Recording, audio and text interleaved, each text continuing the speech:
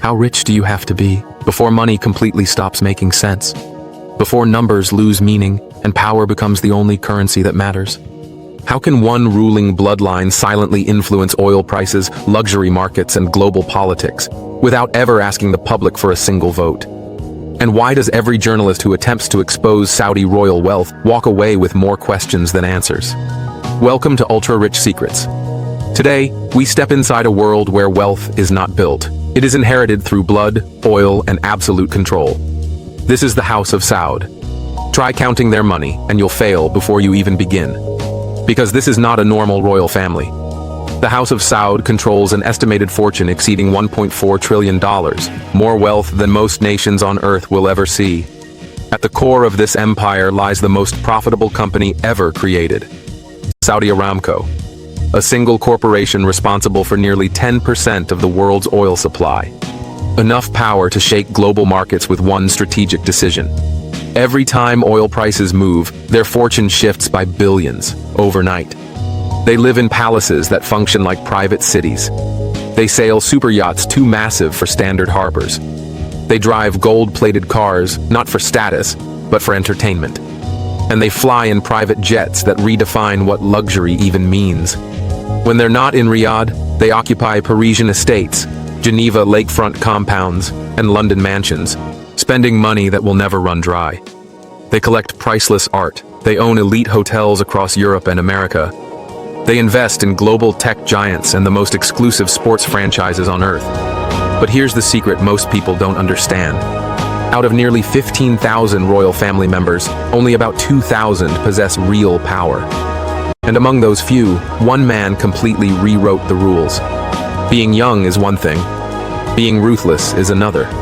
But reshaping an entire nation in your own image? That is something very few humans ever achieve. And Mohammed bin Salman did exactly that. Born in 1985 to King Salman and his third wife, Fada bint Fallah, Mohammed grew up quiet, disciplined, and dangerously ambitious. Unlike most royals educated overseas, he stayed in Riyadh. He studied law at King Saud University and graduated in 2007. Soon after, he entered both business and government. By 2009, he became an official advisor to his father, while King Salman governed Riyadh. He was strategic, unapologetically bold, and absolutely loyal. Traits that accelerated his rise when his father became king in 2015. First, he was appointed Minister of Defense, then Deputy Crown Prince. And in 2017, after his cousin was removed, Mohammed bin Salman became Crown Prince. That was the moment Saudi Arabia changed forever. He launched aggressive reforms to modernize the kingdom. He weakened religious police authority. He allowed women to drive. He opened cinemas. He pushed tourism, entertainment, and foreign investment.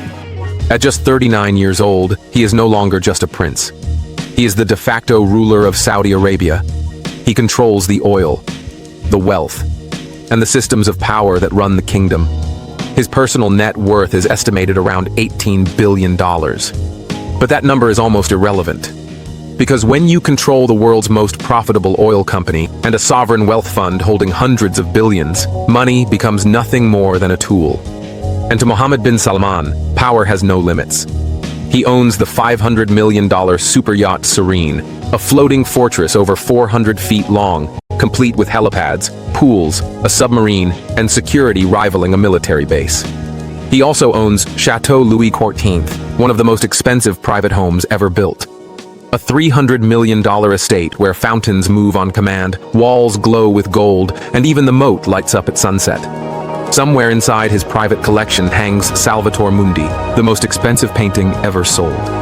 But MBS is not just a collector of luxury. He is a builder of the future.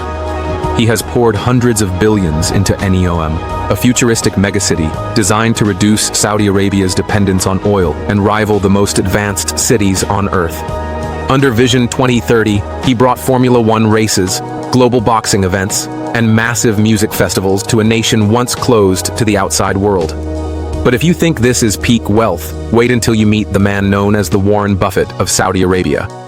Before we continue, like this video and subscribe to Ultra Rich Secrets, because what comes next will completely change how you see royal wealth. If there's one royal who doesn't just spend money, but multiplies it, it's Prince Al-Walid bin Talal. Often called the Saudi Warren Buffett, Al-Walid's net worth is estimated at $16.5 billion. But his real power lies in strategy. Born in 1955, he is the grandson of Saudi Arabia's founder and Lebanon's first prime minister. From an early age, ambition shaped him. He studied business in California, earned a master's degree in the United States, and returned home with a global mindset.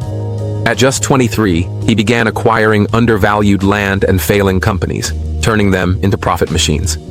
His defining moment came in the early 1990s when he invested $590 million into Citicorp at its lowest point. When the bank recovered, Al-Walid became a billionaire. From there, his empire exploded. Through Kingdom Holding Company, he built stakes in luxury hotels, global media, tech giants, and iconic real estate across the world. He owns legendary palaces filled with gold-lined walls, private mosques, and hundreds of rooms. Through his philanthropic foundation, he has donated billions to education, disaster relief, and social reform programs across the globe. But even at this level, power comes with danger. In 2017, Prince Al-Walid was arrested by his own cousin. That November, Riyadh's Ritz-Carlton became the most luxurious prison on earth. Inside were princes, ministers, and billionaires, detained under corruption charges. Al-Walid denied wrongdoing and was released weeks later after quiet settlements. But the message was clear. Power in Saudi Arabia does not negotiate. Soon after, the world was shaken by the murder of journalist Jamal Khashoggi, a vocal critic of Mohammed bin Salman. Despite global pressure, answers never fully came, and controversy continues to follow the House of Saud. For decades, no one has truly known where state wealth ends and royal wealth begins. Oil profits, government control, and personal fortunes blend into one untraceable system. But their power is not only financial, it is religious. As custodians of Islam's holiest sites, the Saudi royals don't just rule a nation, they guard sacred ground. That authority takes physical form inside Al Yamama Palace, the official seat of power. Italian marble floors, hand-carved arches, ceilings designed to overwhelm the senses. Yet behind the beauty lies a simple truth. The wealth of an entire nation bends to the will of a few. And that is the ultimate secret of the ultra-rich.